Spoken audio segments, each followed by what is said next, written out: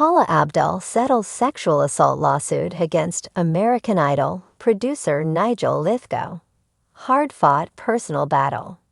Less than a year after Paula Abdul sued Nigel Lythgoe for sexual assault, the pair have agreed to reach a settlement.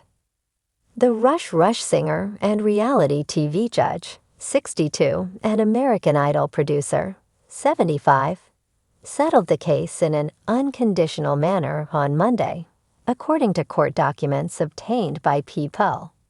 A hearing tied to the case previously set for January 21, 2025, as well as its August 2025 trial date, are both expected to be vacated once the request, which was filed on November 12, is approved by a judge, the outlet reports. I am grateful that this chapter has successfully come to a close and is now something I can now put behind me, Abdul said in a statement to Entertainment Weekly about the settlement. This has been a long and hard-fought personal battle. I hope my experience can serve to inspire other women facing similar struggles to overcome their own challenges with dignity and respect, so that they too can turn the page and begin a new chapter of their lives. Representatives for Lythgoe did not immediately respond to Entertainment Weekly's request for comment. Abdul sued Lythgoe, alleging sexual assault/battery, sexual harassment, gender violence, and negligence in a December 29, 2023 lawsuit, claiming in part that Lythgoe sexually assaulted her during her time on American Idol in the early 2000s and again when she starred as a judge on So You Think You Can Dance. She also alleged that Lythgoe assaulted her assistant in 2015. The lawsuit was filed in Los Angeles County Superior Court under California's Sexual Abuse and Cover-Up Accountability Act, which allows survivors to take legal action even after the statute of limitations has expired.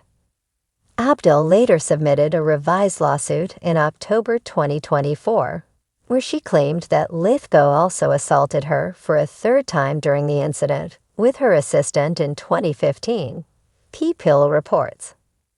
Lythgoe denied the allegations made against him in a December 30, 2023 statement to EW, calling them false and deeply offensive to me and to everything I stand for. He added, while Paula's history of erratic behavior is well known, I can't pretend to understand exactly why she would file a lawsuit that she must know is untrue. But I can promise that I will fight this appalling smear with everything I have. His attorneys later filed a response in March denying Abdul's allegations, which they called pure fiction and the worst form of character assassination, per People. In response, Abdul's team fired back at him in a statement to EW, calling his answer to her complaint classic victim shaming. Mr. Lythgoe fails to appreciate that he held a position of power over Ms. Abdul.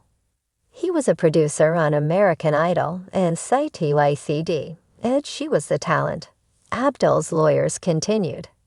He held the cards to her career in his hand, and he knew it. It thus is no surprise that Ms. Abdul placated to his ego with positive messaging and seeming adoration. These are the defenses that many women like Ms. Abdul had to adopt to deal with men who abuse their power.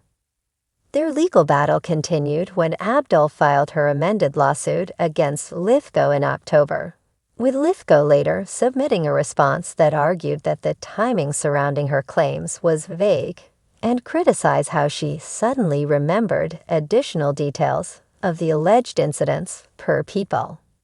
In documents obtained by the outlet, Lythgoe added that her recollection stretches credulity that Abdul would supposedly remember witnessing her assistant allegedly being assaulted by Lythgoe in April 2015, and yet apparently forget, until the filing of her FAC, that she also allegedly was assaulted at that same time, let alone be able to suddenly remember specific details of the alleged incident, as her FAC now alleges. In January, Lythgoe stepped down from his judging duties on So you think you can dance after two anonymous women filed a separate sexual assault lawsuit against him in addition to Abdul's. A third lawsuit was filed in February and a fourth in March, with 5 women in total accusing Lythgoe of sexual assault.